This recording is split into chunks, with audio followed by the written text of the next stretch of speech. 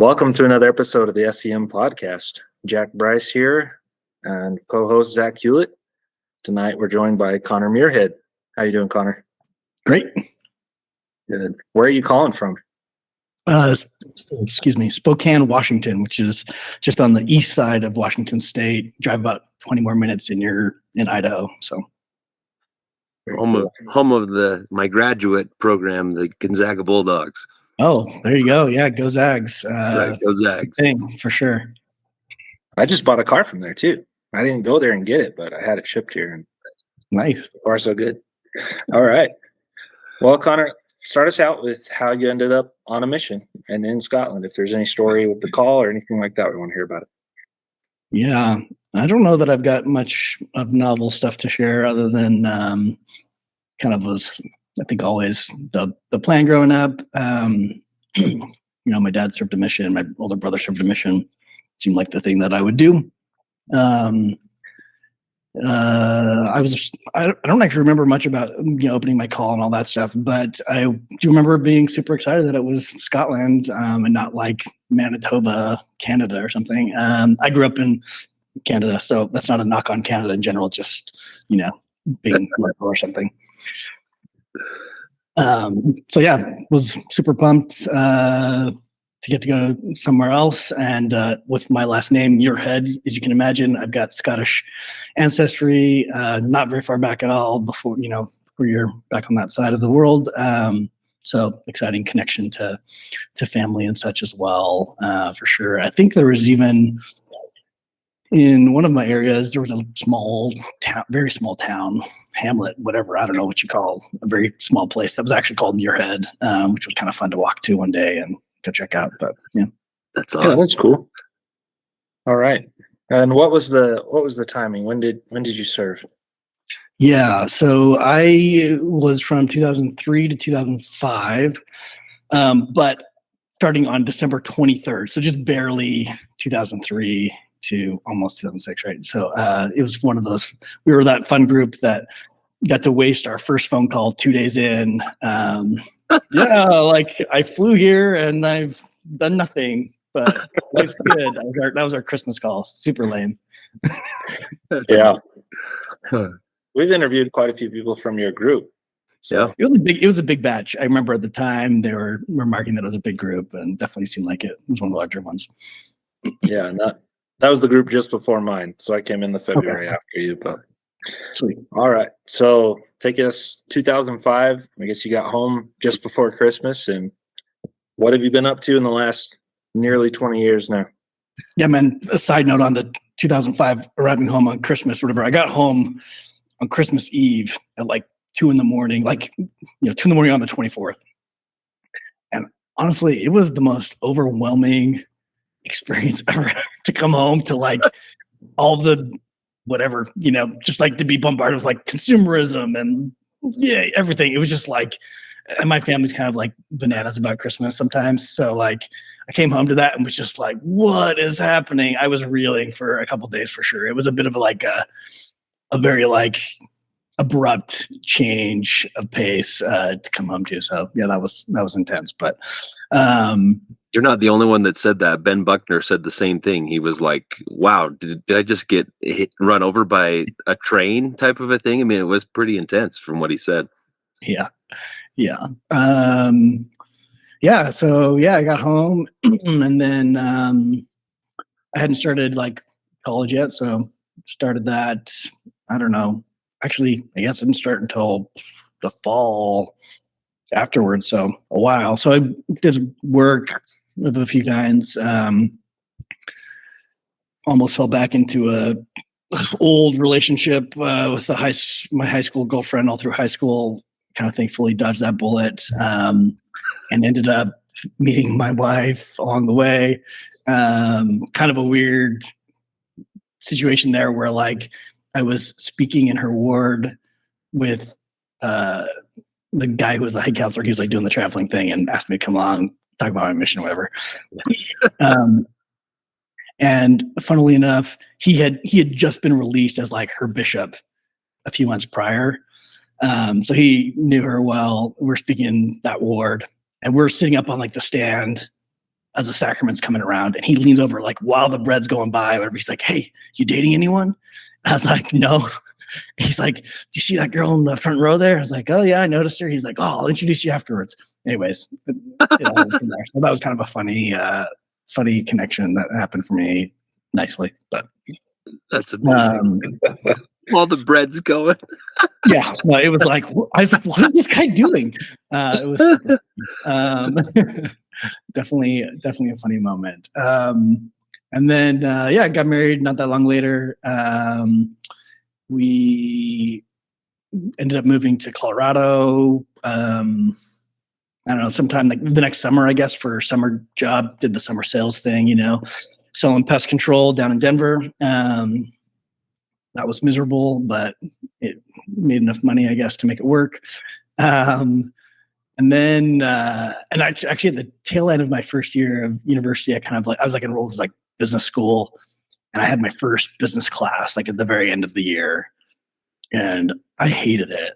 I hated like the people I was surrounded by. I hated the teacher. I hated like everything about the class. I was just like, this is terrible. If this is a preview of my life, I definitely don't want to do this. So I started like trying to scramble for something different to figure out over that summer, thinking and stuff like that. So anyways, I ended up deciding I wanted to try out design stuff. So my dad was a web designer, and I kind of thought, oh, he seems not that hard to do. He does it. I could probably try that out. So I found someone who like would pay me $1,000 to build a website for them. Bought a book on web design, and then figured it out, and they paid me, and it was fun. So I was like, oh, cool, I'm going to do this. So I started looking for other schools, found one in Denver.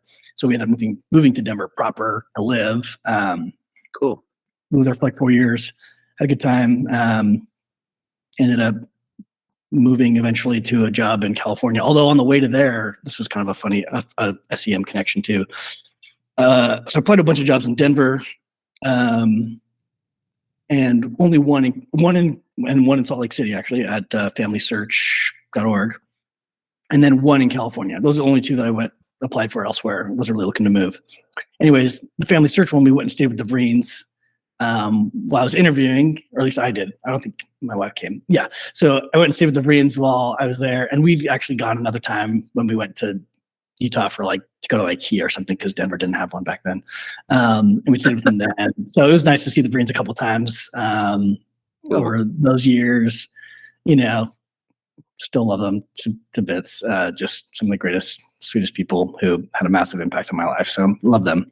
But it was funny. Like I just interviewed for the California job, and then I went to Utah for the Family Search job. Was getting an offer from Family Search, and then I was at the Vreens' house, and I got a call from this California company, and they just made this awesome offer that I couldn't turn down. I was like, okay, great, we're going to California. So I got that news while I was at the Vreens' house. Wow. I was like upstairs in the guest bedroom, calling my wife, hey, this is what happened. Anyways, so that was a fun piece of news to go downstairs for dinner and be like, yeah, guess what? I just got this job offer. And anyways, it was a fun moment. That's cool. Love it. Then we moved to California, lived there for like 4 years or so, and then moved to Spokane about 8 years ago, I guess now. And now I make software, really enjoy it. It's super fun. And I've got 5 kids. Yes, we started having kids somewhere along the way. I don't know how I ended up with 5 of them, honestly, but that's where we are. Along the way, we my oldest is 15, my youngest is just turned 3. And our last 2 are literally 9 months apart because we did foster care for a few years, and then we ended up adopting a son right at the same time. He's like a foster care placement right at the same time as we found out we got pregnant, but we just had 10 foster kids come to our home in the course of a year. So we were like, yeah, sure. They come and they go, we can do that. Anyways, he ended up never leaving, and we ended up with basically twins, which has been a wild trip that we're still I don't know, we're hanging on by a thread. So that's the phrase I'm trying to say. kind of frazzled, just trying to make things work right now as we navigate teenagers and toddlers at the same time, and then some kids in between too. So, yeah. Wow, It's fun. Goodness. man, that sounds busy for sure. Yeah. Yeah. At least teenagers can somewhat help with toddlers, right? Yeah, no, they do some useful things, and they also, require lots of other things like taking them with mountain bike practice or whatever. So yeah, it's give and take. That's fantastic, man. 5 kids, excellent. All right, well, take us back now, end of 2003, and let's go through the mission. We can walk through, companions areas, and we'll go at it that way. Yeah.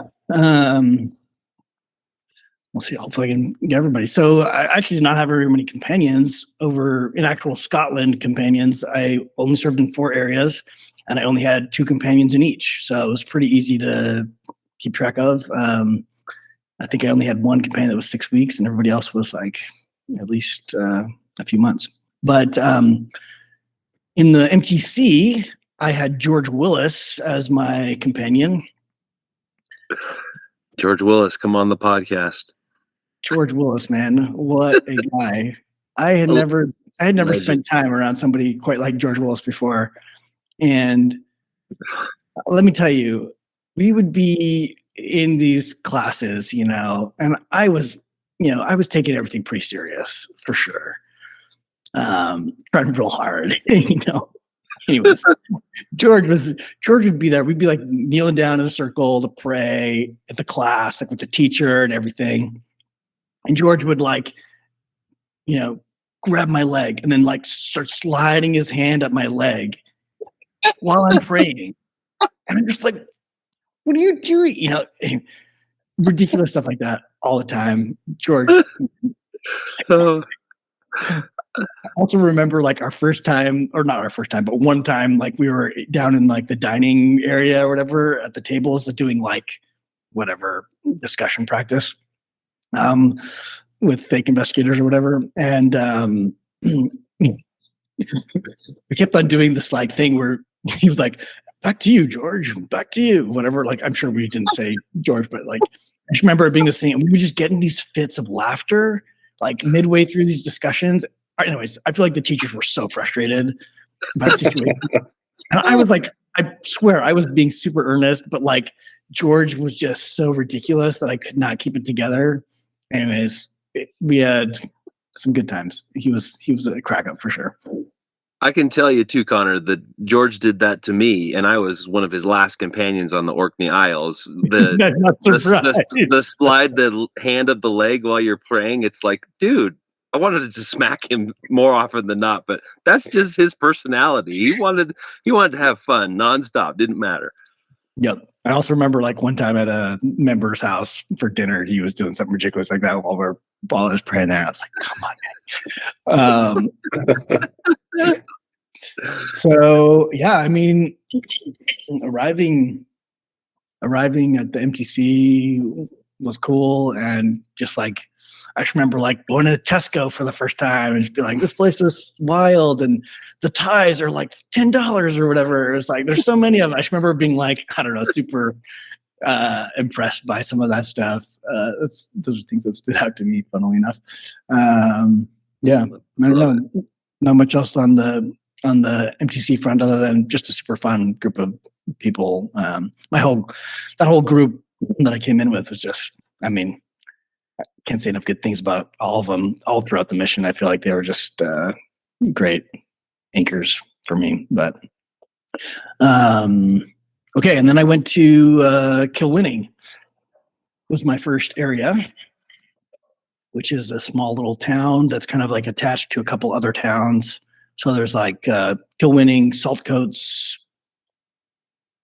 the Albatross, I think, or something something like that. I don't remember what it's called. Not Albatross, but something along those lines. Anyways, I remember we'd go up and down take the bus up and down this kind of coastline around there quite a bit. And then Irvine was where the whatchamacallit was. like the ward, and our district leaders and such. But kill winning, oh man, our flat was on a corner, second floor, and literally like kitty corner to us was a chippy, which I quickly became enamored with. Yes. I honestly would love to try again. I probably would think it was not nearly as good anymore, but I absolutely loved battered deep fried pizzas. Yes, me too. Like Unreal. so good with the brown sauce or whatever on there. Oh yeah. Holy crap. A bunch of chips, like wow. So I eat a lot of those at that. Like as much as I could afford, which was not very much, but like whenever I could, yeah, I was in for a battered pizza. I remember my first night arriving at Kilwinning. We had there's some couple. I don't think I ever like spent any time with them much later beyond this very first night, but there was like a fireside happening in air that was like a Dead Sea Scroll thing or something like that. And air, I think, is like an hour and a half drive or something like that. Anyways, they were offered to give us a ride to it. I'm like, cool. Like, I was in the car with these people for an hour and a half, and I literally had no idea what on earth happened or what they said the entire time.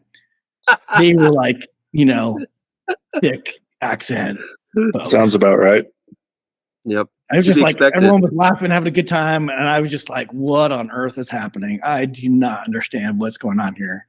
I don't think I had that experience like anybody else, but like this particular couple, which happened to be the first people in Kilwinning, I was just like, oh man, I'm in for it because I do not understand what's happening here. So that was entertaining. Who was your trainer, Connor?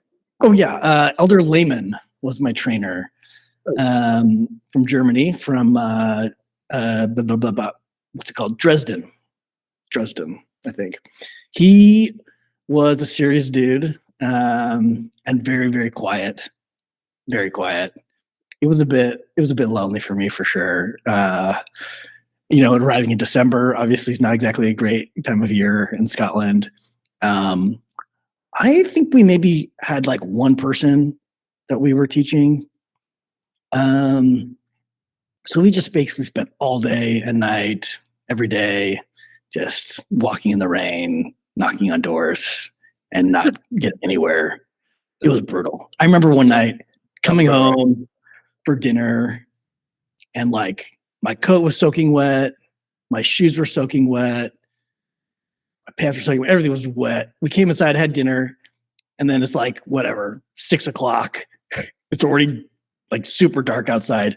And I remember him being like, all right, let's go back out. And I remember like putting on my like wet coat and putting my feet in my wet shoes. And I'm just like, what am I doing here? It was like, it was a moment, man. That was a tough moment. I had a moment like that with Jack when he trained me in Peterhead, where I was like, why are we going back outside? This is pure torture. It was terrible. Yeah. Man, crazy. We had a couple actually not great experiences. Saltcoats was a bit of a rough spot for sure. One day we were in Saltcoats and we were walking through and some kids came up and were like, are you Catholic or Protestant? And we're like, oh, actually we're neither. Let me educate you on the spectrum of religion that exists outside of those two. Anyways, they were like, nah, you got to be one or the other. Which is it? They're going on about it. Anyways, one of them like walked off and they came back a couple minutes later during this conversation, and he had pissed in a bottle and then dumped it on my head, basically. Oh my gosh. That was one of my like early experiences of like, welcome to Scotland. Jeez, ridiculous. That's terrible. Oh man. Also in Saltcoats, we were knocking doors one day down the street, and we knocked on this house. Nobody answered, whatever else. And we like could hear somebody, so we kind of like, knocked a couple more times. And we start walking away. And we're, I don't know, like maybe a couple houses, not even like maybe like a house down or something like that. And all of a sudden we hear this like pop sound. And Elder Layman's like grabs his neck and kind of like drops like down low. And I'm like, dude, like it's a firecracker or something. Like, why are you spazzing out about this? Like, what's going on? Anyways, he like stands up and lifts his hand up and there's like blood coming off his back of his neck. And I'm like, oh, I guess it wasn't a firecracker. Anyways, this kid had shot like a pellet gun at him and got him in the back of the neck. Oh So my word. we go down to the Main Street or whatever, find like a clinic or whatever, urgent care kind of thing. And we get in there, like the doctor or whatever looks at him and they're like examining it, whatever else. They're like, yeah, like we're like 98% sure it was just like broke the skin. There's nothing in there. Like, you're probably totally fine. You're fine. Don't sweat it. And I was like, 98% sure? Like, what do you mean? And other name's like, yeah, okay, it's fine. Let's go home. And I was like, I think we should maybe get an x-ray. Anyways, so we get an x-ray and sure enough, it's like halfway between his skin and his spine is like this pellet in there. Oh my gosh. Come on, 2%. So yeah, they cut it open, pull it out, and stitched him up. We got to call his mom, I think, that night, which was a fun little bonus. But Not for her. Not for her. Oh Yes. my goodness. That's terrible. So Gosh. yeah, yeah. I mean, I feel like that's kind of my memories of Elder Layman. Were mostly a lot of quiet and him getting shot with the pellet gun. It was a memorable moment.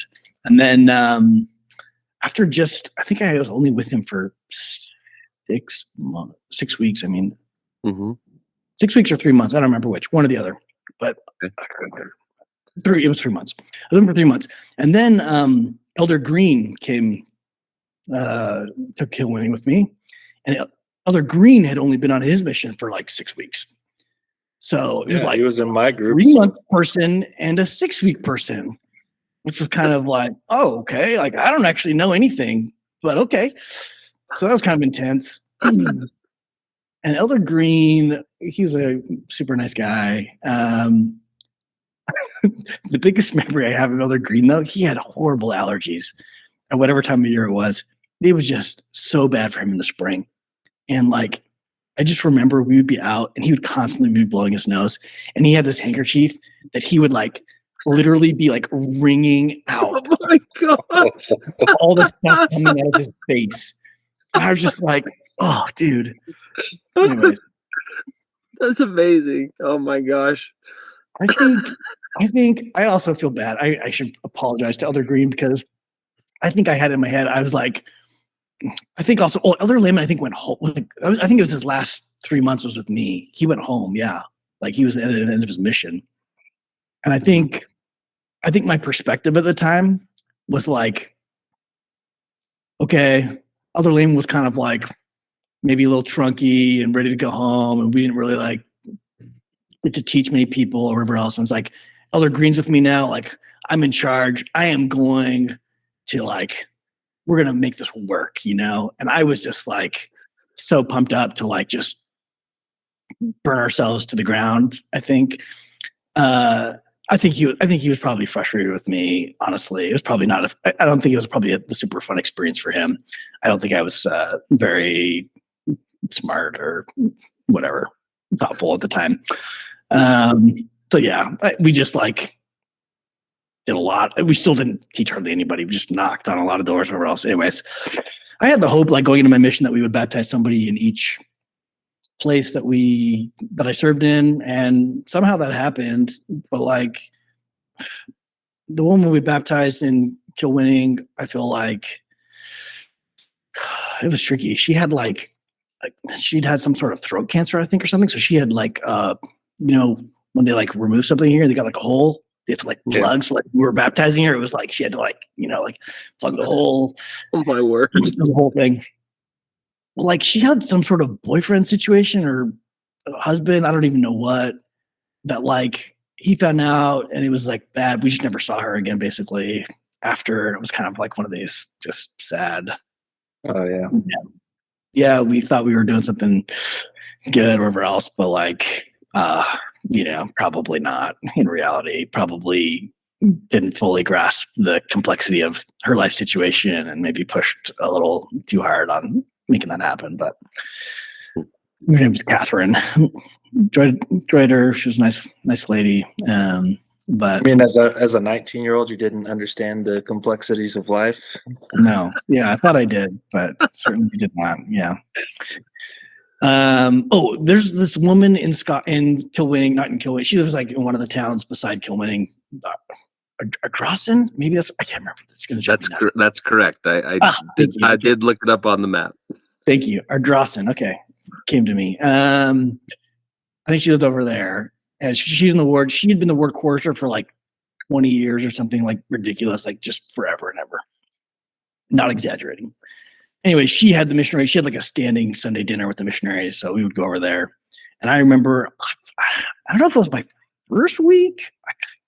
It was not very far in that I went to dinner at her house, and she was like talking about my family, whatever else. Anyways, at some point she was like, "What's your family's phone number? Like, what's your phone number at your house?" I was like, "I can't tell you that," like, because she was signaling that she was going to call them like on the spot.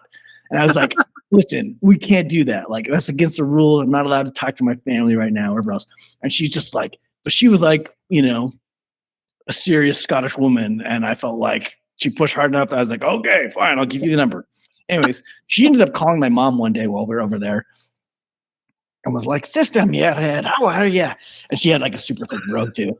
My parents were like, "What's happening?" Anyways, I think I said hi from like across the room or something. I don't remember if I talked to them more than that, but I definitely had a few extra phone calls during my mission that I was supposed to. But one of them was Sister Campbell, I think is her name. Anyways, super sweet lady. Lots of nice dinners at her house. Classic, roast and nips and tatties and all that. So, yeah. I think I've heard stories from that sister. She hasn't been named, but that she would do that often with missionaries that came to her house, where she would just like, "What's your phone number?" "Oh, I'm talking to your mom." Yeah, I think she definitely got some pleasure out of that. Yeah.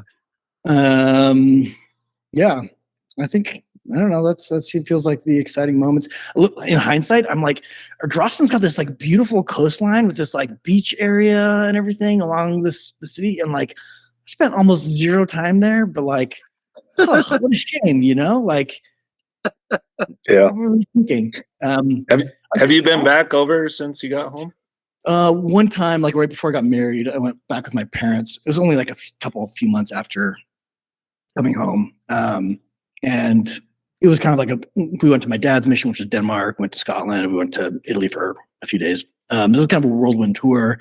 We did not really go see much of Scotland that I hadn't already seen. We mostly just went to places I'd been and showed my parents where I'd been. So like, I didn't really get any extra exposure to the rest of Scotland. And I actually never like went to like any of the like super beautiful parts of Scotland or anything like that. I was like in, the cities. I never went up north or anything like that.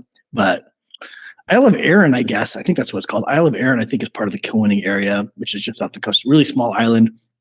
We took the ferry out there once or twice.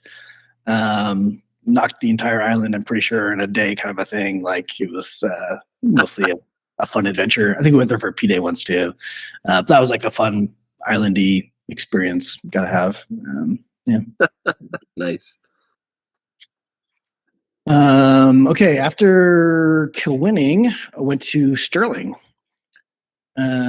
with Elder Taylor, Levi Taylor. I think that's right. Mm-hmm. I just remember that because I remember Levi Loving coming up at some point as a teasing name that he had at some point. Anyways, Levi Taylor, yes. He was my shortest companion. I only had him for 6 weeks. And we had a great time. He was super nice dude. I'm trying to remember if anything stands out to me. One thing I remember about Sterling apartment with Elder Taylor was we had like the window in the kitchen didn't close all the way or something. It had like or like wasn't lined. Anyways, the corner of it like was big enough for insects to come in. There was also apparently like a wasp nest right outside that window somewhere, but we're like on the third floor or something like that. Anyways, every morning we would wake up, walk into the kitchen, and there would be like a dozen or more wasps flying around the kitchen every morning for a long time. And so we would spend the first, 10 minutes of the morning, like spraying them with like oven cleaner, like the foam, it like gets on them and the foam's up. Spray them with that or like whacking them with things, whatever else. We just like do this like beat down of the wasps for the first few minutes of the day. That was always entertaining. I also remember we had this like escalating prank thing for a little bit too, where like one day one of us came into our bedroom and like the pillow was gone or something like that. And then that escalated to like something up, blanket's been gone, whatever else. Anyways, I remember one day like came into the bedroom and they're like the entire bed was gone, or it was like on end or something like standing up and down instead of like on the side to side. Anyways, ridiculous things like that were always entertaining. And I remember one time we were like throwing a frisbee into that same bedroom from the hallway or something, and like I'm pretty sure he dove to catch it, landing on the bed, and it just totally broke like the whole frame thing underneath. Yeah. Gosh. That flat also had like an entire like closet room. It was like as big as the bedroom and had like closets lining like all of the walls.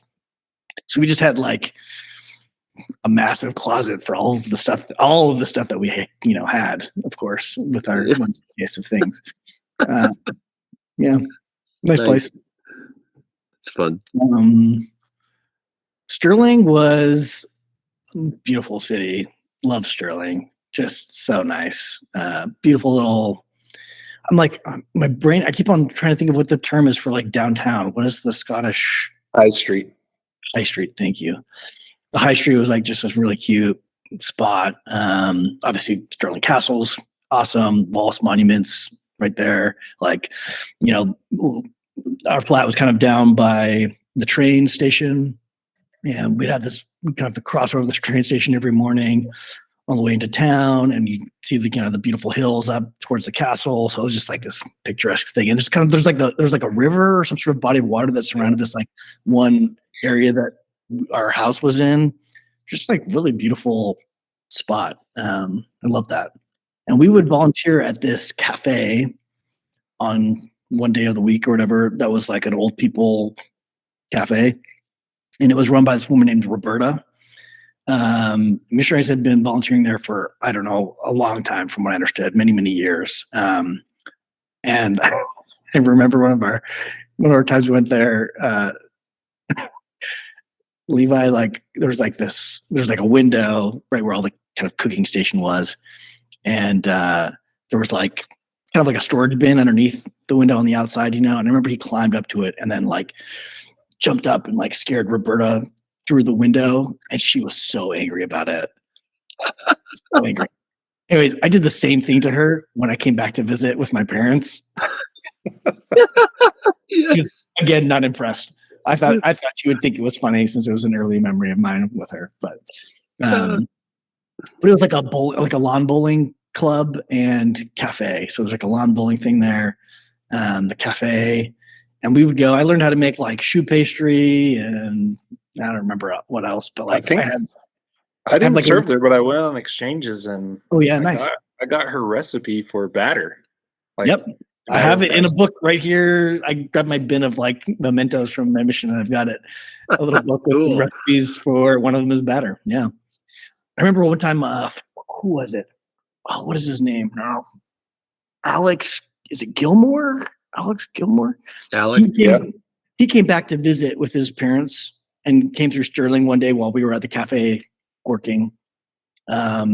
cool. And I remember, I think he had his grandpa with him too or something.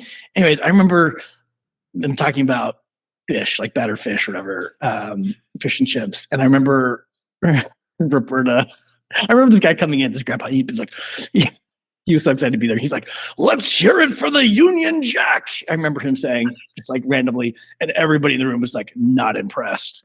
And him like, shouting out the Union Jack.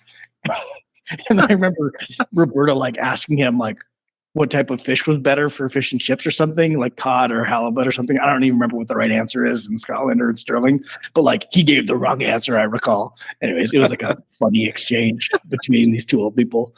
It's funny. But yeah, lots of good memories at the cafe. Loved all the nice folks that came every week. And we ended up convincing Roberta somehow to take lessons with us and baptized her while we were there, which was a really beautiful experience along the way. I love Roberta. She's just one of my favorite people. Really sweet woman. I think, sadly, as the story goes, for much of my experience in Scotland, I don't think she stayed at church much longer after I was gone from there, but I don't recall how long exactly, but that kind of fell through. But still, sadly, not because I object to her going to church. Sad mostly because I feel like again like this lack of nuance that I had in understanding like the whole of a person and what might make sense for them. So anyways, I don't think I was fortunate to get baptized by any stretch, but one of those things where you got to wonder, something must have, if something only lasts that long, there's something probably amiss in the mix, or some sort of pressure or something that got felt that I wasn't aware of or whatever. But lots of great memories with Roberta. After and then also at the tail end of that 6 weeks with Elder Taylor, we had Elder Boutin. Is that right? French Canadian name, but Canadian guy. I think he's actually from Edmonton or something, not French Canada. Yep. Elder Boutin was like doing the traveling AP thing at the time, and he came by with this cool new book called Preach My Gospel, and he had photocopies of the first chapter of it, and we'd been using the Purple Dragon, I think we called it back in the day, the discussions and all that. I think I guess you were too, Elder Bryce, probably kind of one of the last batches of folks that were raised one system and then switched midway.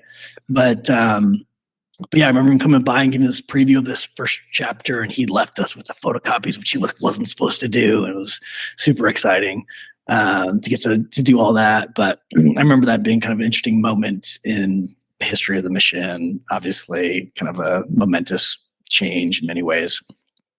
Elder Taylor left, and then I got Elder Jared Lineker. I think that's the right way to say it. He's from, give me a second. It's a big town in England, like escaping me now. If I saw it, I would know it, but I can't think of it. Do you guys know? I knew he was English, but I don't know where he's from. Yeah, I don't remember either. That's right. Anyways, he was a fantastic football player. I think he definitely, as a young man, had aspirations of going, pro-ish or something. I remember we playing football with the members one night, and actually, I kind of remember how this play went. It's just so memorable.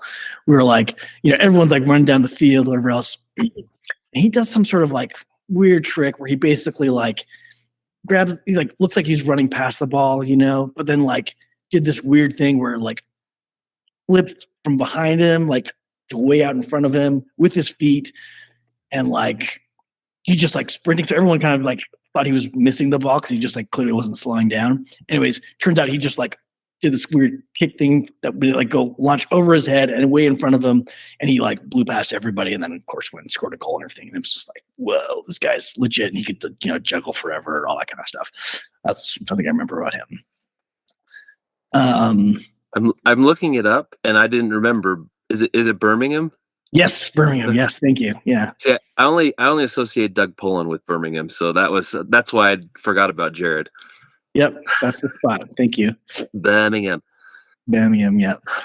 I think I feel bad for Jared. I also have, like, you'll probably notice a theme here anytime, especially early on, that I had some sort of sense of knowing something. I was probably not very pleasant to be around.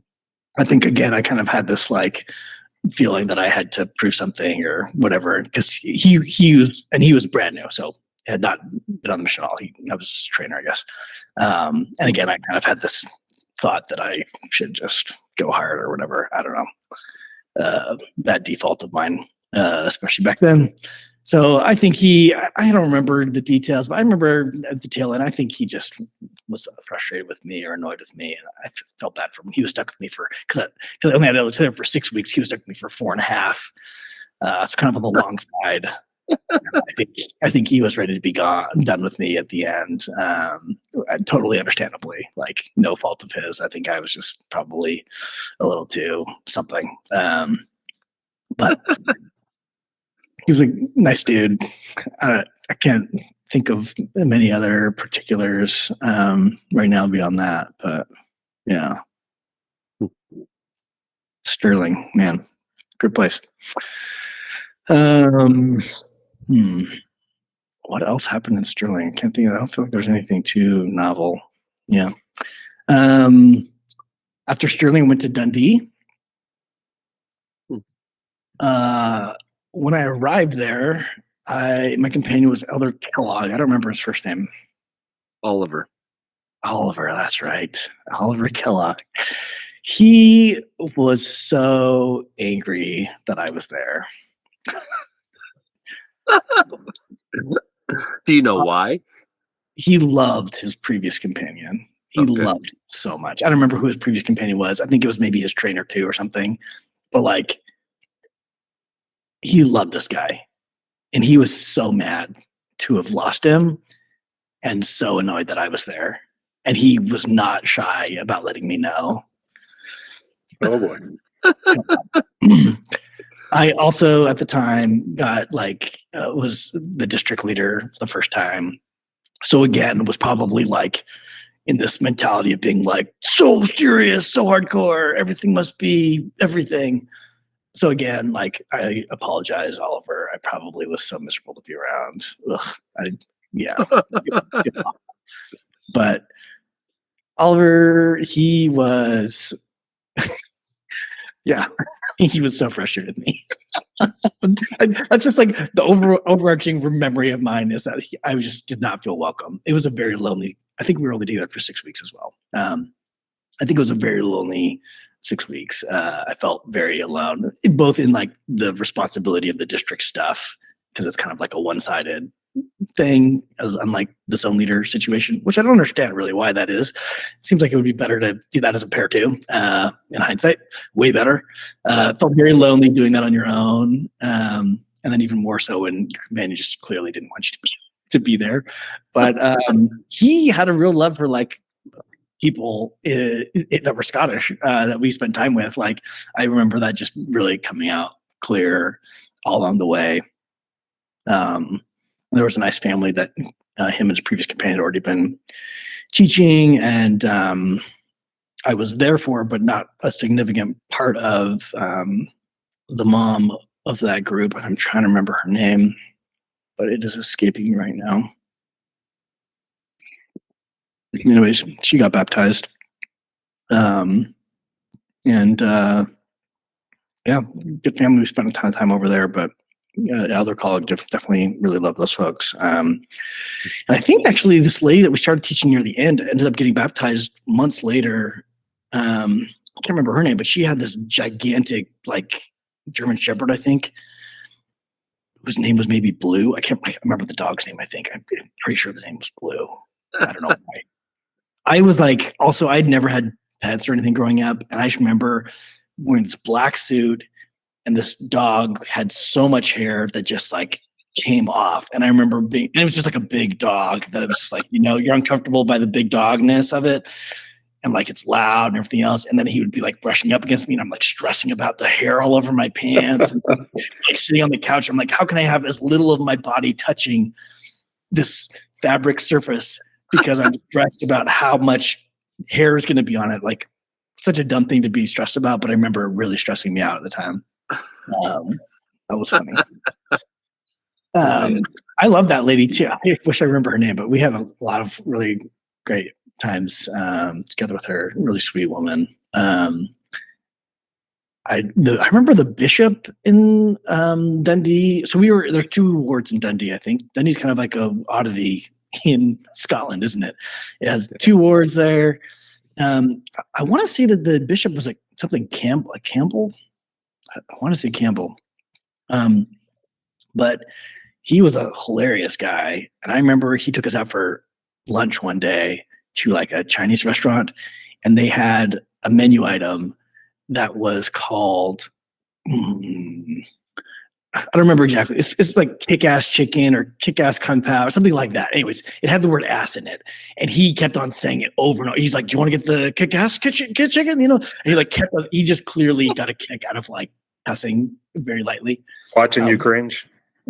And we were like, I just remember him going over and over about getting this dish and being like, this guy is so funny. I can't believe it. Like a bishop that's saying this word. It was just like, this funny moment. He's a really good dude. Lots of good memories of him. I'm also remembering this old guy back in Kilwinning. There's this old guy. He was a teacher and he was the sweetest old man. He drove a blue Volkswagen, like Fox or something like that. Anyways, he would have us over for dinner all the time. Just the sweetest guy. I went back and visited him as well when I went back. But I remember he would take us to like a Chinese restaurant every now and again. And it was always very exciting. But anyways, I wish I could remember his name. I wonder if he's still alive. It's been a while, I guess. He was pretty old at the time. Okay, sorry. Dundee, I remember having my first Burns dinner, I think, in Dundee in the gym there. Had haggis for the first time. Thought it was great. Yeah. What else happened in Dundee with Elder Kellogg? Can't think of else. There was a family there called the Keoghs, I think. They probably come up a few times. They're pretty well known in the area, I think. But I remember spending much time with them. They seemed real nice. They had a bunch of kids too, I think. And then after Elder Kellogg went somewhere else, I don't remember where, Elder Megner arrived. Tobias Megner. Oh, now I can't remember if he'd always correct people like Tobias or Tobias. I can't remember which one is the right one, honestly. Sorry. Tobias. I don't remember. I think it's Tobias. Tobias Megner is one of my favorite people in the world. Let me tell you why. Oh man, I loved his episode with you guys. It was like no other person have I heard speak and be like, oh my goodness, you are exactly the person I remember on so many dimensions. Like, holy cow. I love Elder Megner. He was so funny, so particular. I remember him always, like, people would ask him where he's from, and he'd always say, oh, I'm from the Frankfurt area. And they'd be like, oh, where? And he's like, oh, about 20 miles south of Frankfurt, Darmstadt. Anyways, I just always remember he'd always say it the exact same way, like 20 miles south of Frankfurt, Darmstadt, which I think was the same place as the Apostle guy. Uchtdorf? Yeah. Uchtdorf. They were in the same stake or something like that. Anyways, Elder Megner, I remember. So Elder Megner was balm to my wounded heart after feeling rejected for 6 weeks by Kellogg. Elder Megner was the sweetest companion. He just took care of me. I felt like he would like make dinner and food and like let me, while I was doing my district leader calls and preparing for things, I felt like he was just like, let me handle all the other stuff and you do the things you need to do. And I felt like he was just so thoughtful and kind about so many things. Oh man. And he had just been with, I think Elder Clausen was his trainer, who's also one of my other favorite people in the world. And Elder Clausen, oh man. I mean, Elder Clausen, wow. So many stories about him. We should talk about it at some point along the way here. But Elder Clausen, I think, kind of like ran Elder Megner into the ground a little bit too, and they had a bit of a challenging relationship for a bit. And anyways, it was hilarious because I knew Clausen and was like, yeah, I'm not surprised. But also so funny. Anyways, Elder Megner, I remember he packed his own down duvet that was like super nice and poofy, whatever else. I think he had like a dedicated suitcase for it. And it was like whatever, cold outside at night. And he would insist on sleeping with like the window all the way open so that the air would be super cold because he was like something about dander. And he was like, for my allergies, like I need the window, I need the cold air to breathe. And he had this killer duvet that would keep him plenty warm at night. But like I didn't have a super warm duvet. I had whatever crappy thing in the apartment. Anyways, I just remember like being cold at night and frustrated and him insisting on his like needing the breathing and the cold air and whatever else. He's like, in Germany, we always sleep with the windows open. Like, why wouldn't you do this? And he told me how like in Germany, they have these like metal screens that would come on the outside of the windows. So it's like, the windows could be open, but the house was still safe in this interesting ways. Anyways, Elder Mike, so funny. Also like jumping into the future / the past, at some point when I was living in California, I guess, I somehow connected with Elder Megner on like Facebook or something, anyway, I don't remember exactly how, but he reached out to me in some way and this was the funniest thing. He basically just said, it was a very short message. And he basically just said, like, Elder Muirhead, like, so nice to connect with you or whatever. And he's just like, I will say though, I'm very disappointed in you. You've gained a lot of weight. And like, that was like the whole message. He was like, nice to see you. I'm disappointed that you've let yourself go. I'm like, see you later. I was like, Oh my gosh. I was like, okay, yeah, you're Elder Megner still. That makes sense. But also, like, come on, at least like say something nice to me first. Anyways, that was a funny thing, which honestly, actually, I got to thank Elder Megner. I think within a few months, I actually lost 30 pounds right around that time, motivated, I think, largely by Elder Megner's comment that made me like look at myself and be like, oh man, yeah, I think I could use some work. And my life's been very different since. So he kind of got me into fitness and all that in a weird way. So There thanks, you Elder go. Megner. That's amazing. He spoke to you like he typically does. Very direct. He's just going to tell you as it is. There's no BS. It's just right to your face. And you're like, okay, thank you, Elder Megner. Yep. And then you go and do. Yep. So great. good. I guess on the German companion topic as well, back with Elder Lehman, I remember like we'd be like, whatever, contacting. What do we call it when you're talking to people on the high street? Is there a special name for that? GQ. PQing. Okay, there we go. We were GQing, and I remember people would be like, "Your guys' president's a total idiot. Like America sucks," or whatever. And Elder Lehman would be like, or Elder Lehman would be like, "Actually, I'm German," and then I would be like, "Actually, I'm Canadian," and they'd be like, "Oh, well." It was always like a funny thing that I remember happening over and over again. In hindsight, we probably all should have picked a different place to be from than America, and it would have stumped everybody in those situations. Right? I would just use my companion when I was with Elder Schmidt and be like, well, he's Canadian. He's Yeah, it's helpful to have somebody with you. Oh man. Dundee, yeah. At some point a few years back, I remember looking through some of my old mission journals and stuff like that and reading the stuff I was writing when I was like first doing that district leader thing. And I was like, oh man, I'm sorry. Anybody who was in my district at the time, I was probably just so over the top intense about things and taking everything so serious. I think we also had a few people in the district, specifically at the time, who like were really not into missionary work. And I think I just had no idea how to deal with that. It's like, it did not make sense to me. I had very little like empathy or sympathy or whatever the right words are for the situation. I was just like, probably like kind of bulldoze it. So sorry, people who were there. Ugh. Yeah, good times. I think that was where I first got a car, was in Dundee. And because I was Canadian, which is part of the Commonwealth, I was able to transfer my license over, so I didn't have to take a driver's test. which was kind of That's pretty sweet. sweet. Yeah. Yeah. I had a big loophole there. And luckily I don't think I ever had any problems with the car. So it worked out all right. But yeah, no, it was fun. Yeah. I remember some fun times in Dundee with some holidays. I can't remember which ones, but I remember getting together in like PJ pants and stuff at the church with a bunch of missionaries for something, whatever else. I'm trying to think what other cities are in the Dundee district. Do you guys recall for either of you up there? I served in the Arbroath and Montrose ward, so that was north. And then Oh, is you had, Montrose part of that district? uh-huh.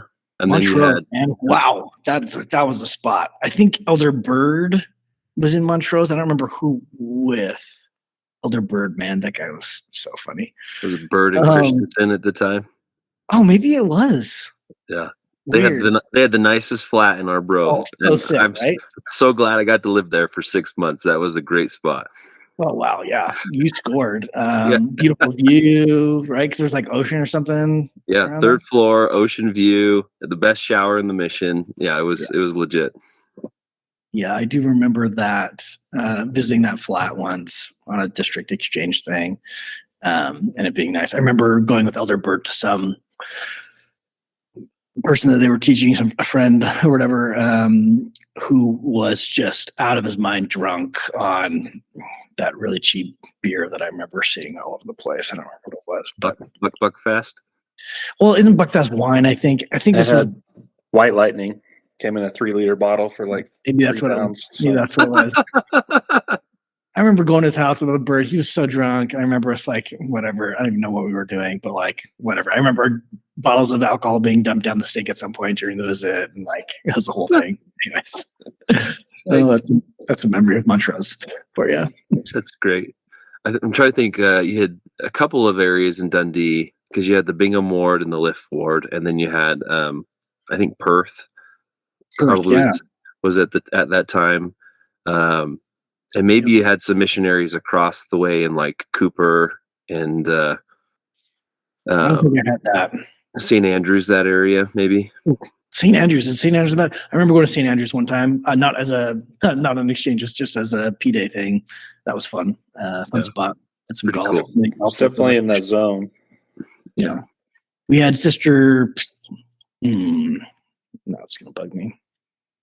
Sister Kenny was definitely there at some point. I want to say when we went to St. Andrews. Yep. I'm trying to remember who else was there at the time.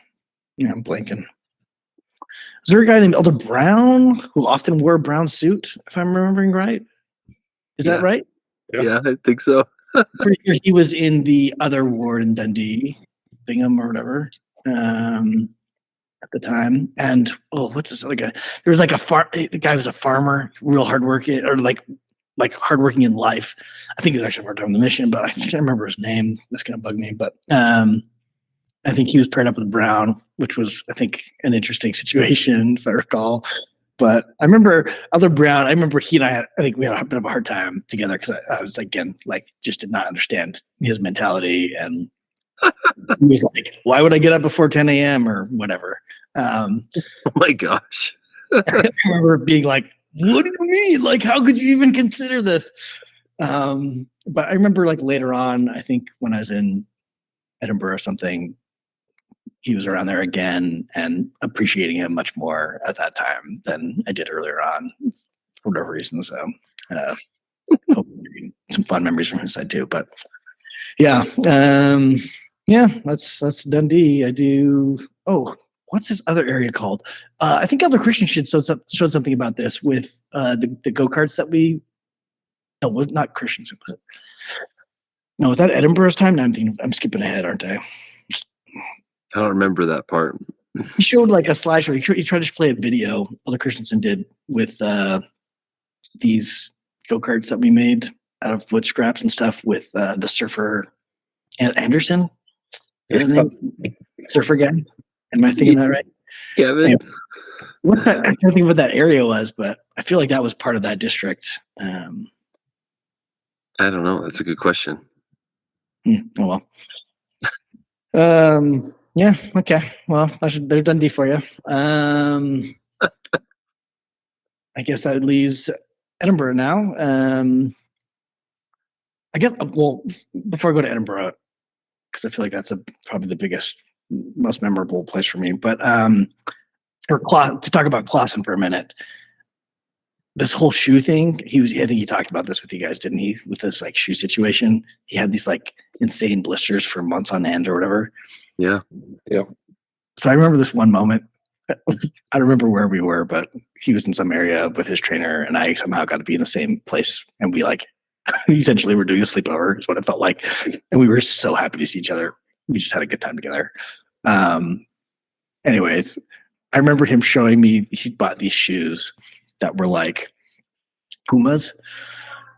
They were Pumas that were like the tread on them was made from like Goodyear tires or something ridiculous like this. It had like a little tiny Goodyear like logo on like the piece that came up the side of the shoe near the front. Anyways, I just remember this like viscerally this night being at his apartment and him showing me these like running shoes that he was gonna wear. They were like black or whatever, but he was just like, I remember being like, yeah, like with these shoes, like talking about how fast he was gonna be chapping and like just like. You can imagine how other classes would be so animated, like telling you about these shoes. It was so ridiculous. Yeah, it's one of those good memories. Oh my gosh. We can imagine. Yes, having spent time around him, we can't imagine exactly how animated he would be in that moment. That's amazing. It's awesome. Every time I got together with Clausen, like, and we were able to like spend time together, we just could not stop talking, and we would be up till a ridiculous hour of the night, just like talking, in bed or whatever, because we just couldn't stop. We were just so excited to see each other, so excited to talk about all our experiences. Just wonderful times. Actually, after he did the episode with you all, he reached out to me, I think on LinkedIn or something, and I messaged him back and I never heard back. So Trent, if you hear this, I still would love to talk to you. It'd be fun to catch up. I'll send you his phone number, Connor. That'll be easier. Oh, great. Yeah, that would be easier. I understand because I usually don't respond to things on websites like LinkedIn either. But that was all I had. I love it. Yeah. I guess also, so a couple other things are sticking out to me. I think in was it Dundee? I think it was Dundee. I had Elder, what's his name? Pattenden? Elder Pattenden was, I think, our zone leader. Or maybe this is Sterling I'm thinking of. I don't remember. One of the two places. Maybe it was Sterling. Anyways, he was my zone leader at some point. I think maybe. Yeah. Anyways, I just remember him being a memorable person in the mission. Elder Pattenden, cool dude. Always talking about one we'd love to get on. Such, yeah, good guy. He's not just memorable; he's unforgettable. There's no way that you can forget Chris Pattenden. That guy just left an imprint on everything that he did. He's fantastic. Yeah, totally. Yeah, like Jack said, we'd love to have him on the podcast in the future. He's been one. He's a busy guy, man. That guy's always got something going on, so it's hard to pin him down even for 5 minutes. Yeah. Okay. I guess Edinburgh's next. In Edinburgh, when I first arrived, all of a sudden I'm blanking on the name and I feel terrible. I was with, I can picture him. I know him. He grew up to be an architect. Why can't I think of his name?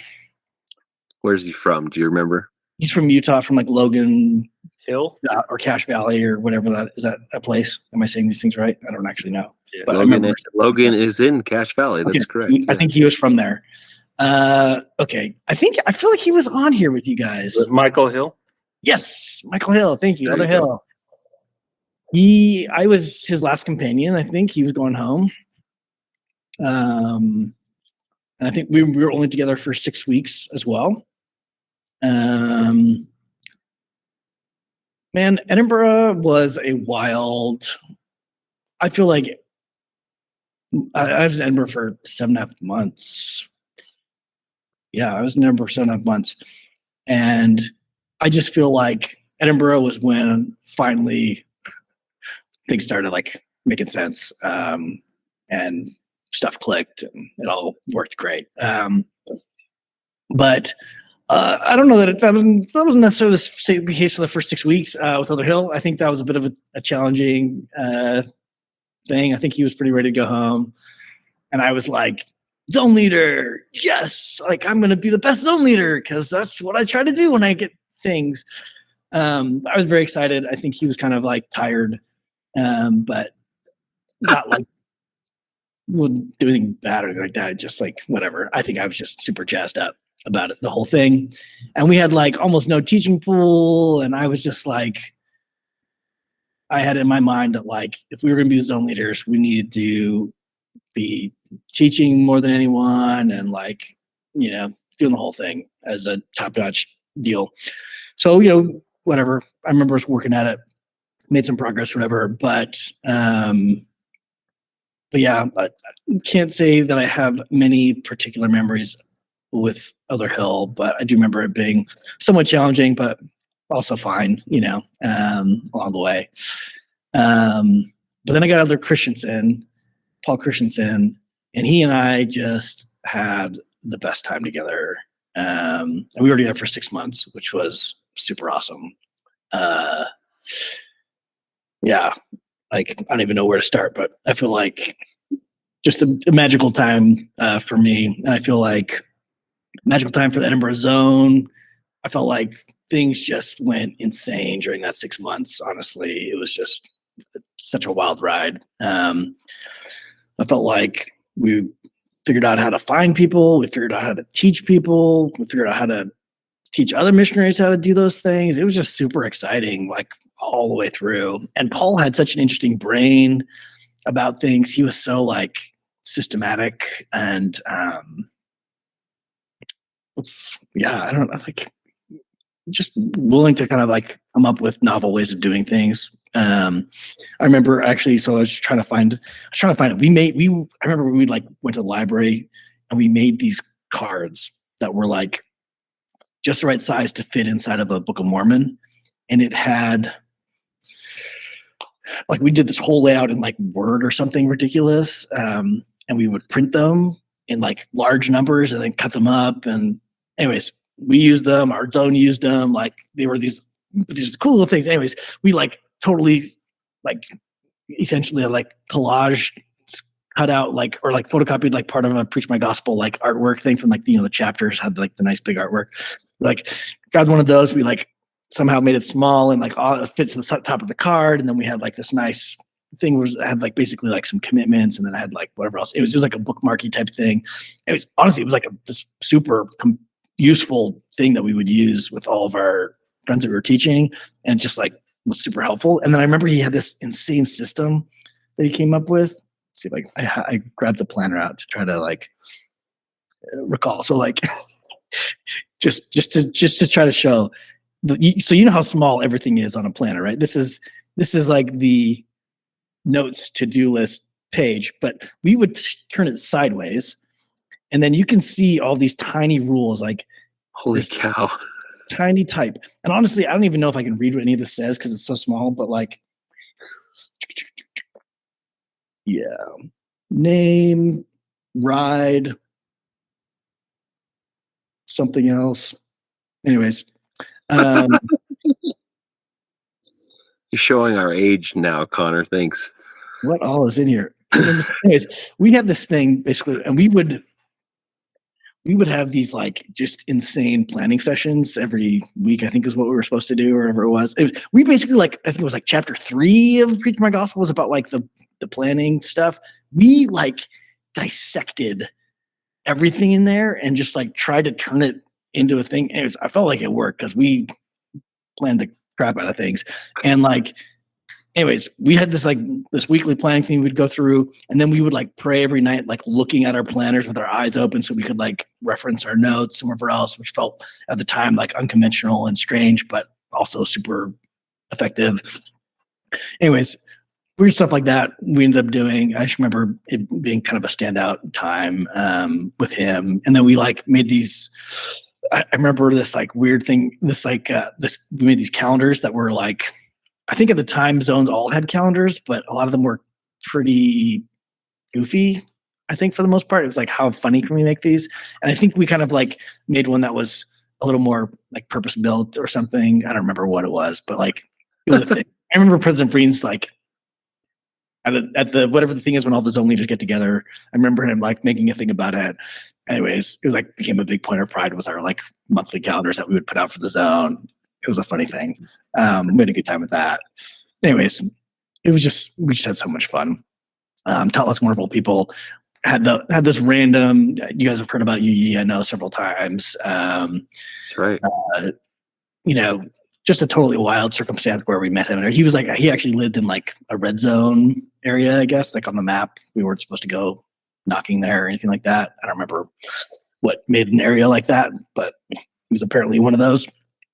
And like there was a bus strike and he was getting groceries. We lived right by a grocery store and he was getting groceries and walking home by foot or walking there by foot. Anyways, this variety of circumstances lined up that we ended up walking down the street. He was walking down the street where he normally would never walk. So he'd take the bus or we wouldn't, some combination of those two things. And then he lived in this place we would never see him.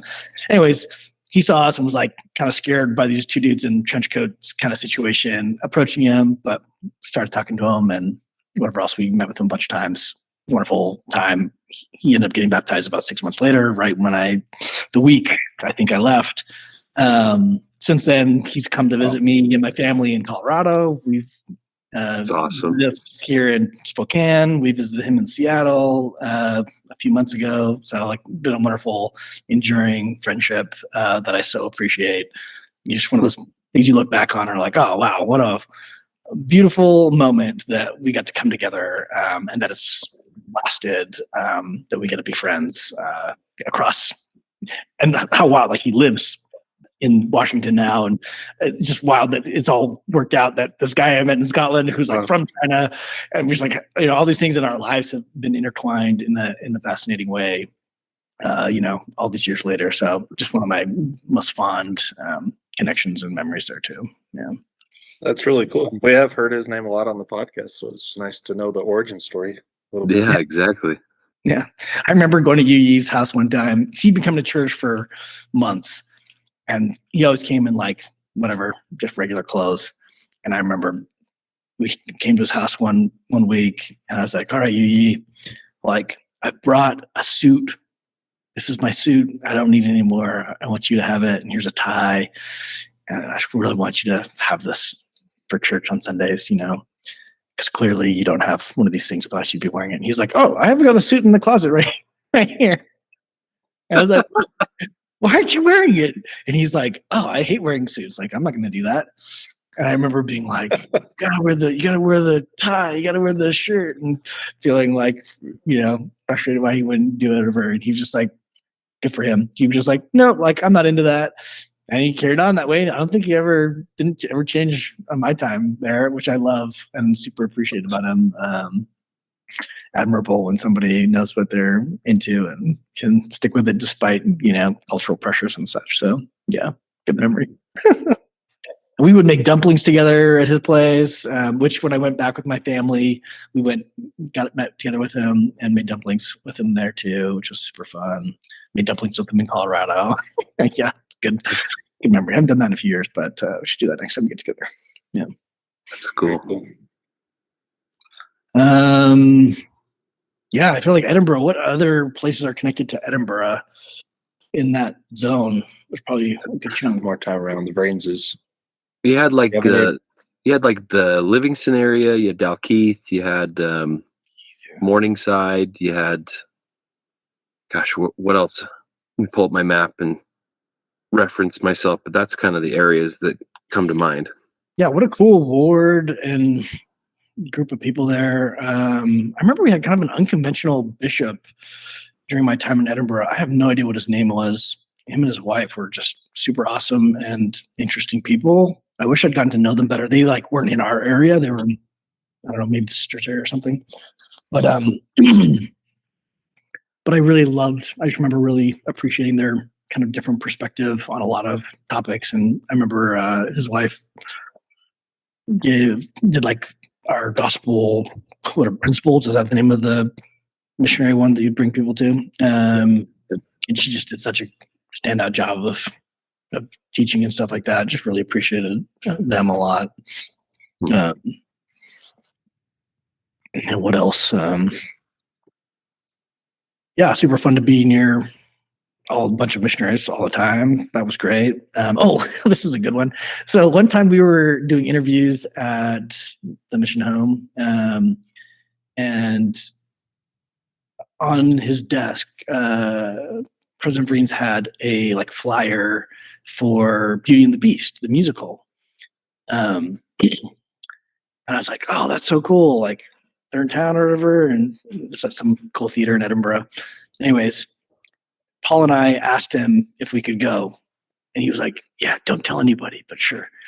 So we got tickets, went to Beauty and the Beast, a musical. It was beautiful, wonderful, such a fun thing to do. Beautiful theater, some ancient building, of course, because you're there where you are. Remember that being a super fun moment. Another hilarious President Vreens moment for me was at some point he was telling me about this. I don't remember how it came about, but he was telling me that when missionaries told him that they had a crush on some woman or whatever, that he would tell them to just like go for it. Just like, yeah, try it. Like tell them how you feel. I think this was particularly for sister missionaries, maybe. Which is just like, so counterintuitive. But I guess his theory, or at least experience, whatever, with that, like these missionaries would try it and then like they get shut down so hard. It would just put the whole thing to bed real quick. Anyways, that was a funny memory that I remember him telling me about at some point. And then funnily enough, when Elder Jared Bradley and Melissa Crookston, is that her name? They ended up getting married. Yep. Funnily enough, he like actually, I feel like I when I remember talking to them about it, and he actually did somehow tell one of them, I think Melissa, to like, yeah, go talk to that guy if you like him. Or maybe, no, I think he told her that Jared liked her. Something, anyways, he did some sort of matchmaking move at the tail end, like on her like exit interview kind of thing, where he was like, yeah, by the way, Jared's got a thing for you. You should talk to him when you get home. Something along these lines. Totally did it. And they ended up getting married. So that's kind of fun. I don't know if have you heard from either of them? I've talked to Melissa more than Jared. I haven't been in touch with him, but we did hear half of that story. Yeah, that's true. We did. What was I'm trying to remember who told that story, Jack? Do you remember? Sister Kenny. Oh, that's right. I forgot about that. I haven't listened to Sister Kenny, so I'll have to do that. I ended up being around her a decent amount, but she was always a hoot, super nice, great person from what I recall. Yeah. One question I have for you is, as you were serving as the assistant, Connor, what was your experience like giving new missionaries tours of Edinburgh and all the real? I was never the assistant. I was just the zone leader in Edinburgh. Oh, really? Yeah. Okay. I was under a different impression. I'm sorry. Yeah, no, that would be fun to ask about. I remember my tour being memorable, where they're like taking you all over the place, and because everybody, from what I've heard, told different lies here, there, and everywhere. Yeah, they were making stuff amongst the truths. So I was curious if that was an experience. Okay, so I found this in my little collection of things. I have a letter from Brian Howell, who I think was the AP that like drove me around when I first arrived. I think he was like very, very end of his mission. So I think he left afterwards, but he mailed me or he gave me in person. I think he gave me this book, The Bold Missionary, Becoming the Bold Missionary. You can see its binding is completely gone, and it has elastic bands that are like basically hard and will crumble on it touching, holding it together. I remember I think he like did an exchange with us in the first few weeks or something like this. I don't remember exactly how it happened, but memorable guy. Oh yeah, here's my photo of my very first, day at the mission home with everybody. But I ended up writing him a letter at some point later on, thanking him because the book made an impact on me and changed how I thought about some things. And he wrote me back this nice letter. Anyways, it was a fun exchange. Brian Howell, who was a nice AP at the time, but That's so cool. That's awesome. Any memories of Sister Vrains? Sister Vrains, I mean, the classic piggy stuff and all that. Mostly I just remember Sister Vrains being kind of hilarious. Sometimes on purpose, sometimes on not on purpose. Just a awesome woman. She's just, always with her eyes, just like almost closed. It's something I remember of her, just, overflowing with love and such. That's kind of my memories of her. I don't know if that anything else particularly stands out to me beyond that. President Vreens, I feel like, I had a really deep connection with him. And he, I feel like helped me grow into myself a good amount over the various meetings that we had and helped me kind of learn to, I think, not take things so seriously sometimes. He, with like the Beauty and the Beast and all that, like he clearly had an understanding that not everything needs to be all business all the time. And I think helped share that with me bit by bit over time in helpful ways. And when I was frustrated with myself for my shortcomings in various ways, I feel like he always brought a calming, perspective and a confidence building one, which was, I think, something that I really needed at the time. I really feel like his influence on me helped me, really become or develop a lot of the things that I appreciate about myself in adulthood. I think came out of my experiences and his influence on me. So definitely really appreciate that guy. That's wonderful. One other shout out I just remember of a memento here is I don't know if anybody went to that zone conference, maybe it was, or it was like a multi-zone conference at the tail end of my mission. Anyways, the sisters in our zone, probably Kenny and Crookston, I think, they made these like cute little, it was Christmas time, that's why, because this is a point setup. They made these for everyone in the Edinburgh zone. And so I remember we showed up again, like, I felt like the Edinburgh zone was just like, man, we were just firing on all cylinders, like collectively as a group. And so we all showed up with these pinned on our lapels. And so you could like, you could see the Edinburgh zone people coming in. We all came in together, I think. You just like this cool, like camaraderie building moment that I recall the sisters making these for everybody, super thoughtful and kind of a fun little thing. Very nice. It's cool. Yeah. You still have it too, Connor. That's awesome.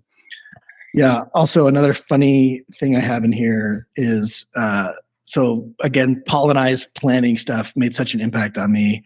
I actually went home and used my same skills developed with him in designing things on the computer to make this is faded, but you can maybe see it says Muirhead Daily Planner on it. And this is my own custom printed, essentially like the missionary planner, but with things that were relevant to me at the time, but has the daily plans, has the notes, study plans, goals to keep in mind, all those things. Funnily enough, I don't know if it has anything unique about it, but this was impressive. I would print this at like Office Depot and use that for at least several months after getting home, which was kind of a funny, dorky thing. Your connection to Scotland lived on as you went home. Yeah. Fantastic. Yeah, thanks for doing this fun journey. Sure, there's tons of other wild stories along the way that have gotten missed, but I think this was a good rundown. You asked at the beginning if we ever crossed paths. Yeah, hit me up. We did along the way. I know one was that multi-zone conference at the end. I think you gave a talk about charity. and from Moroni 7, and it made an impact on me because charity was something that I was pondering at the time and maybe a bit confused on, and you clarified some of that through your talk. So, those things, that was 20 years ago, but I still remember it had some impact on me. And I think those small touch points we all kind of have from the mission, which makes this camaraderie that we have pretty special. Yeah, I completely agree. I mean, like, Conor, you and I didn't spend a whole lot of time, if any, on the mission around one another, but I knew of you. You were a legendary status missionary when I came into the mission, and having you in leadership and seeing you around zone conferences and things, you definitely held yourself well and showed that you were there for a purpose, and you worked hard and showed that in your actions. So thanks for being a great example. Cheers. And everybody that comes on, we would like to express along with that our love for you as our brother in Scotland. It's a unique place, a unique experience. And people ask me, where'd you serve your mission? Oh, Scotland. And they just have no idea like what that means, really. Yeah, totally. But we do. We do. So yeah, funnily enough, I just discovered like a couple of weeks ago that one of my coworkers went to college in Dundee. So we were reminiscing about some Dundee things. Wow. Odds. He's like from New York. It's just like a funny, find many Scotland connections I don't feel like in regular day. Yeah. Yeah, it's true. That's I also really... want to thank you guys. I noticed that you guys had put up a video, like, with the open invitation to all. This was after I had the email exchange with you guys about like whether to come on or not. But I feel like it's useful at least to share that. Like, I really appreciate that perspective that you all have taken. And, I certainly would have done this months and months ago had I felt like it was a welcome addition to the podcast. I don't go to church anymore, and don't believe in God and things like that. But like, I still look back on those 2 years with lots of fondness, love all of the people I spend time with. Don't feel like I regret having spent my time on that or anything like that. Still a super informative piece of my life that, developed me in a variety of, I think, helpful ways. Some not so helpful, but, that's life. But I just when else will you cap in the rain for 16 hours a day? Yeah, totally. That's right. Get some grit there, right? But yeah, I hope that others who maybe feel similarly will hop onto you, because it's so fun to hear from somebody that I knew and hear their stories and be like, oh, I remember this happening, or I remember Elder Clausen telling me about the Nessie incident while we were on the mission, and be like, don't tell anybody. Anyways, good times. So yeah, super fun. Yeah, that's fantastic. I know the mission like cracked the door on diversity for me, and it's just grown since then. So that's super important, and it's a big reason of why we do this as well. So yeah, I think at the beginning of all of this, a lot of people were thinking that we were reaching out to check in on everybody and like, what's your status within God's church? Like, that's not true. That's not what we're here for. I mean, everybody within our mission has lived completely, a secondary life compared to where we were in that moment in time. We've had different experiences. We've had different things that have happened in our lives that have shaped who we are, what we believe, all the different facets of life that happen. And that's okay. I mean, it's not to say that doesn't happen in any other mission. I mean, it happens everywhere. I guarantee it. But the bottom line is, and I appreciate your perspective on it, Conor, we were all there for some semblance of time, whether it was short period in Scotland, 18 months, 2 years, it doesn't matter. I mean, the bottom line is we can all sit down. It's almost, or I guess it's 20 years since you started your mission, and almost by the time you come home, right? And yet we're sitting down, having not had a conversation in that space of time, and going back through it and laughing and smiling and having a great time, because that's still part of our journey. It's part of who we are. And so I appreciate your sentiment of inviting those who are a little bit bashful about where they are now to share their story, because their story is just as valid as anyone else's. So thank you. Yeah. Oh, I just remembered one other wild connection, which is, you guys remember Caleb Sprague, I think is his name? Did you ever Sprague, yeah. He's, I think, from Eastern Canada, if I recall correctly, because two of my good friends, my dear friends that live like in the cul-de-sac next to my house, kind of a thing, like a block away, both went on missions to whatever part of Eastern Canada he's from, and they're brothers. They both went to the same mission a couple years apart, and they both served in Caleb Sprague's area and met the guy. And I remember how it came up, this connection. Anyways, just so funny that two guys from my like neighborhood went and saw and met and spent time around Caleb Sprague on the other side of the country, and all the dots got connected. It's like so fun how these things work out. But Yeah, it's cool. And I'm sure they were incredibly impacted by everything that is Caleb Sprague. yeah, that guy was fun too. Fantastic. So good. Yeah. Yep. Conor, do you have any other people? I know you've listed quite a few we haven't had on the podcast, but do you want to call anybody out as far as getting their rear ends on the podcast in the future that you want to hear from? You know, that is a great question. Any of the people that came up obviously already. Trying to think if there's anybody else that comes to mind that may or may not have been here that I can't even think of.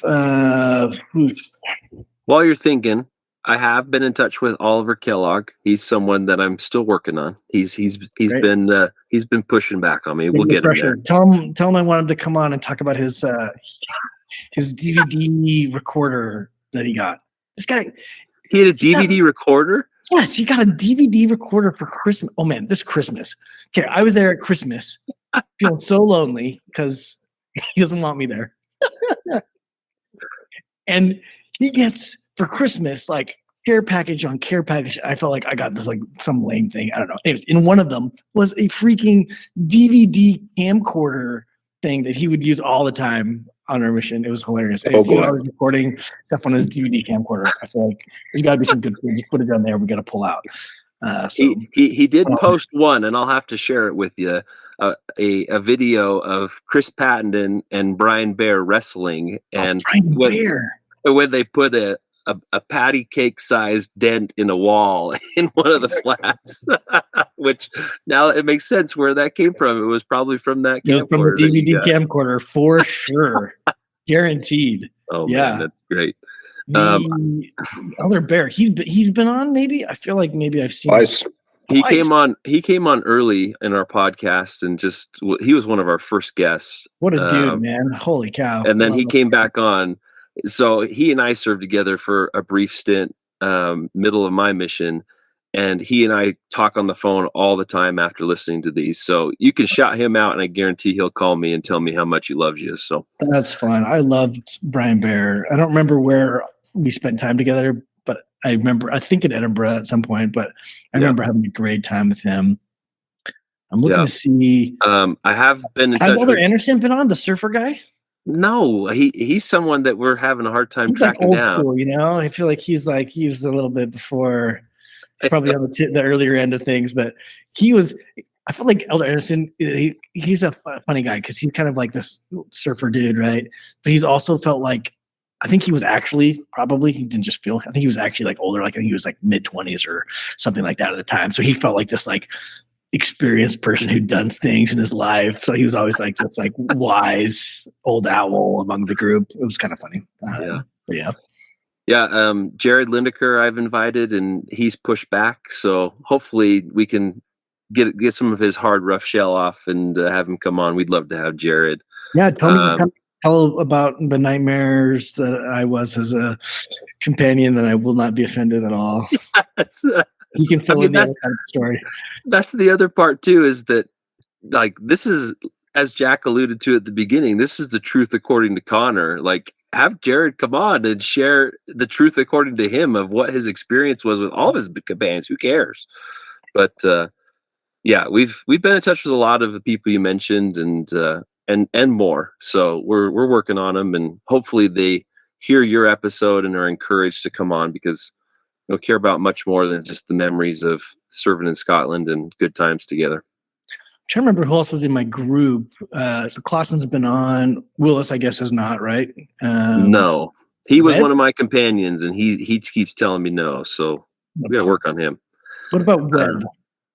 I feel like I have been in touch with him, but he's been ghosting me as I've been trying to reach out to him. So just know that I have a line to him, but I haven't gotten him on the podcast yet. So we've had Bautista's on. Bautista, yeah, that's right.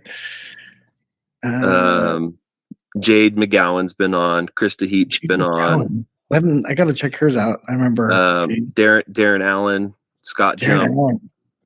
He's been on or no? Darren has. Scott Jump. I forgot about Scott Jump. Yeah, from Kentucky or something, right? That's right, the Bluegrass State. Oh, it was great to talk to him. Yeah, we've basically touched your whole group apart from Willis and Webb. So we're at the W's now. We're coming for them. Yeah. All right. Cool.